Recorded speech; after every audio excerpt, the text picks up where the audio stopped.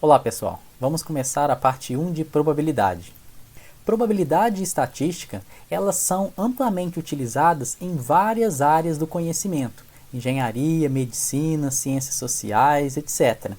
Mas em meio a tantos exemplos interessantes, uma pergunta que o aluno sempre faz é a seguinte: por que a gente passa tanto tempo pensando em moedas, em dados, em cartas e não em aplicações reais?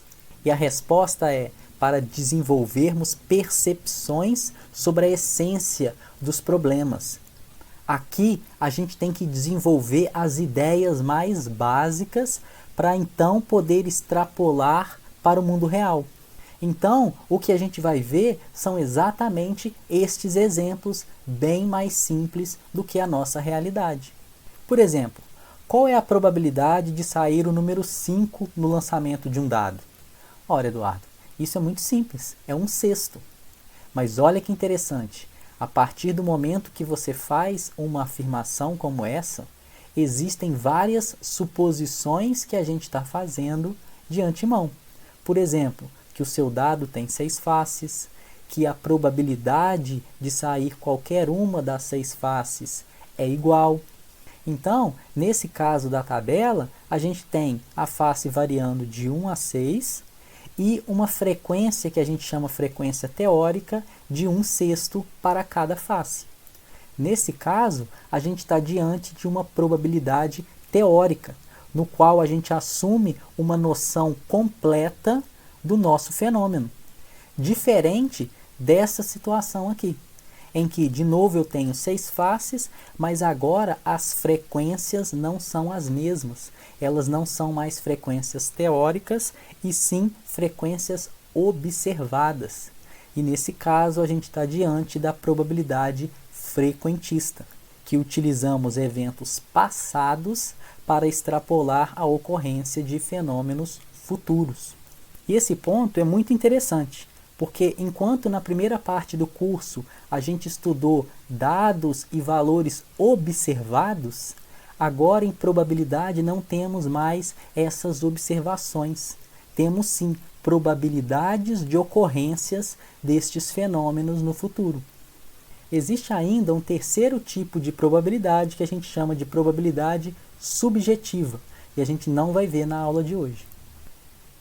Continuando com o exemplo do dado, essa primeira linha a gente chama de espaço amostral, que é todos os possíveis resultados do meu experimento, que a gente representa por esse ômega maiúsculo, que é igual a um omeguinha 1, omeguinha 2, etc. Omeguinha 1 é exatamente a face 1, omeguinha 2, nesse caso é a face 2, omeguinha 3, a face 3, até omeguinha 6. Então veja, eu estou agrupando todos os possíveis resultados do meu experimento. E essa frequência teórica, por outro lado, é a nossa probabilidade. Veja, a gente representa por esse P maiúsculo, entre parênteses, um omeguinha, porque é a probabilidade associada a cada elemento do meu espaço amostral. Então aqui a gente já aprendeu duas definições, o espaço amostral e a probabilidade. Vejamos outros exemplos de espaço amostral. Numa linha de produção, conta-se o número de peças defeituosas no intervalo de 1 hora. Então, em 1 hora, pode ter 0 peças defeituosas, 1 peça defeituosa, 2, etc. Então, o meu ômega é igual a 0, 1, 2, 3 pontinhos. Aqui não tem muita diferença entre essas duas formas de escrever, mas muitas vezes é muito mais conveniente a segunda linha. Um outro exemplo, investigam-se famílias com 2 crianças, anotando-se a configuração segundo o sexo. Esse exemplo é muito interessante. Veja, eu estou anotando a configuração. A configuração não é simplesmente masculino ou feminino. A configuração é feminino-feminino, feminino-masculino, masculino-feminino ou masculino-masculino. Então, o meu omeguinha aqui, nesse caso, seria omeguinha 1, FF, omeguinha 2, FM e assim por diante. São os elementos do meu espaço amostral, que podemos representar de uma outra forma. Nesse caso, IJ, tal que I e J sejam masculino ou feminino. E o terceiro exemplo, que consiste em retirar uma lâmpada de um lote e medir o seu tempo de vida antes de queimar. Nesse caso, eu tenho um ômega, que pode ser representado por esse T minúsculo, pertencente aos reais, tal que T é maior ou igual a zero. E nesse caso, o meu espaço amostral ele é contínuo, diferente dos anteriores. Então, eu posso ter espaços amostrais contínuos ou discretos.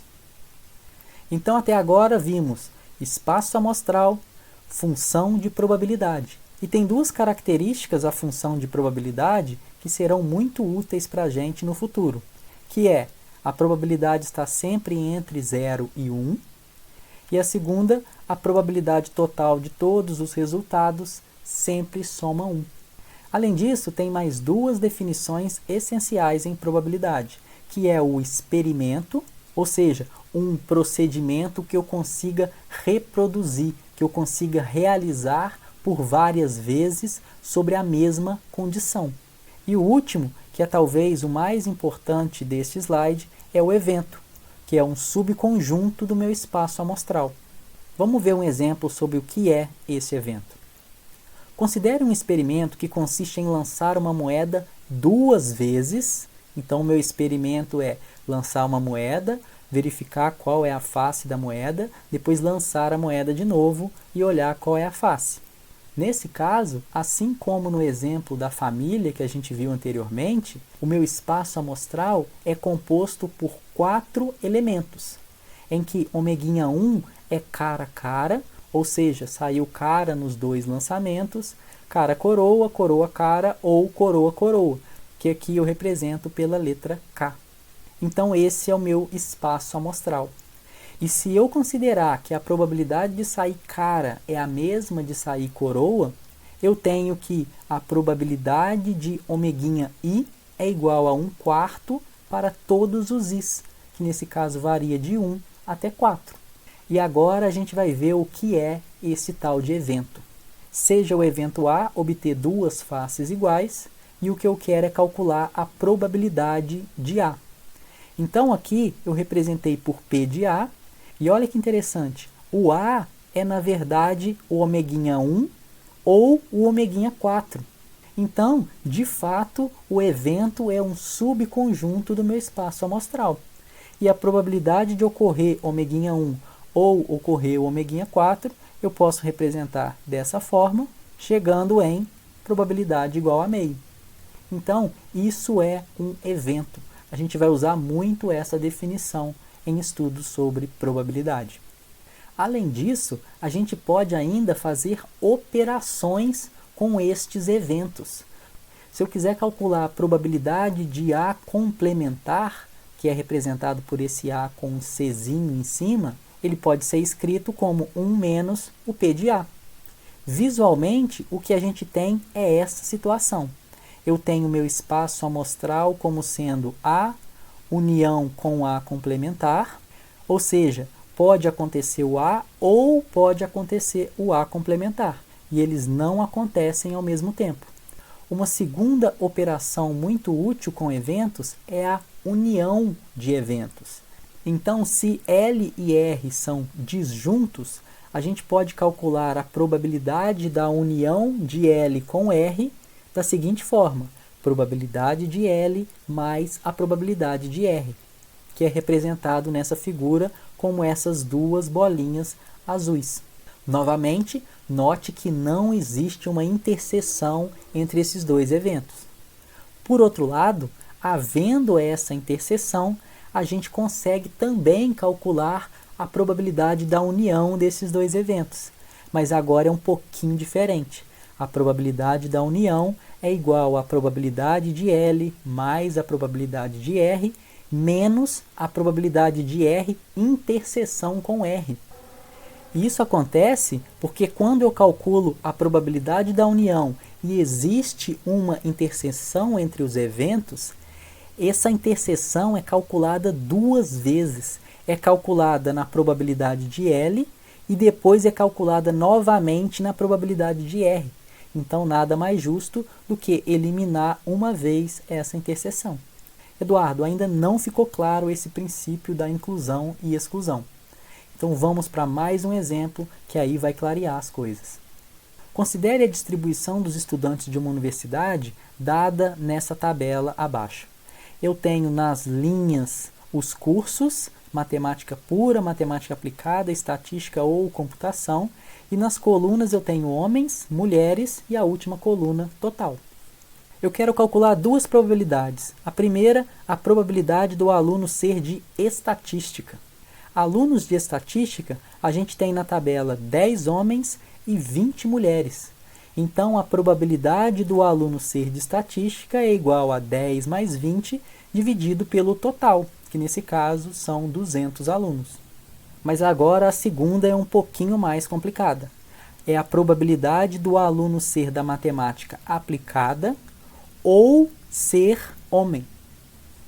Nesse caso, inicialmente a gente poderia pensar, ora, essa probabilidade é nada mais, nada menos do que a probabilidade de A, ou seja, o aluno é da matemática aplicada, mais a probabilidade dele ser homem, que nesse caso seria 30 sobre 20, eu estou somando essa linha da matemática aplicada, dividindo pelo total, mais 115, que eu estou somando a coluna dos homens, dividido pelo total.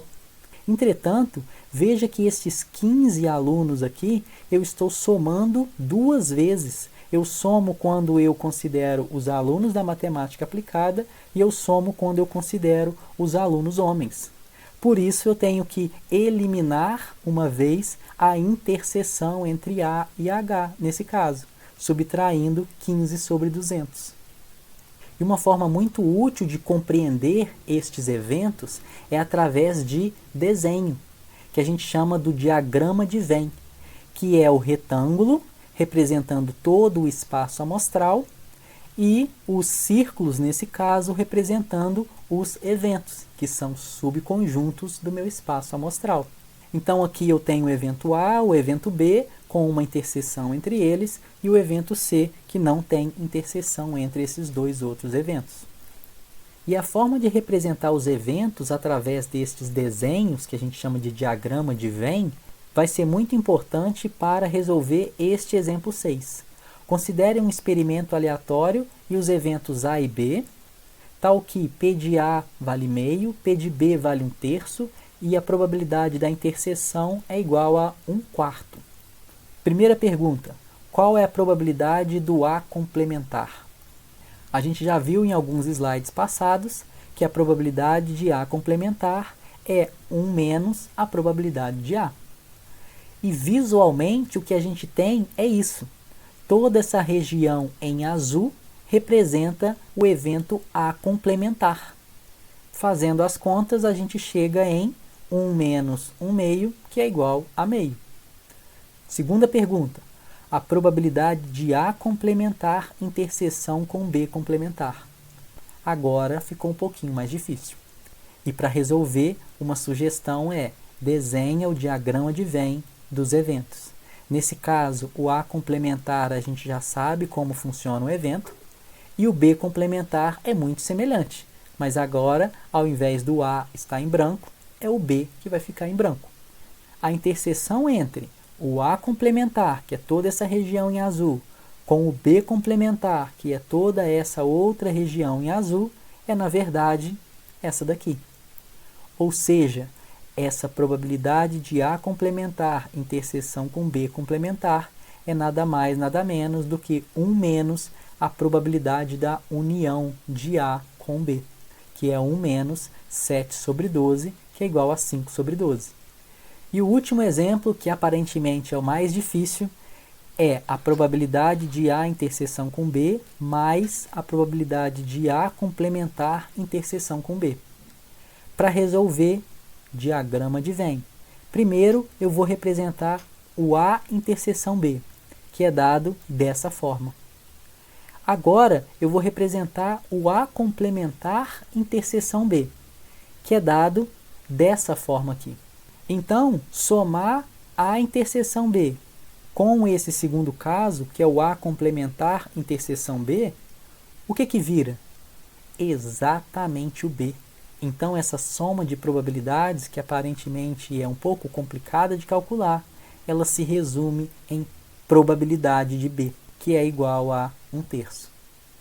Então, o cálculo de probabilidades pode ser muito facilitado se a gente consegue enxergar as representações destes eventos através do diagrama de Venn. Além disso, todas aquelas operações entre conjuntos que a gente já aprendeu, elas podem também ser utilizadas no cálculo de probabilidades. Então, se você não tem familiaridade com operações entre conjuntos, é importante fazer uma revisão sobre esse tópico, porque o estudo de probabilidade vai ficar muito mais fácil depois disso. Terminamos aqui a nossa primeira aula sobre probabilidade.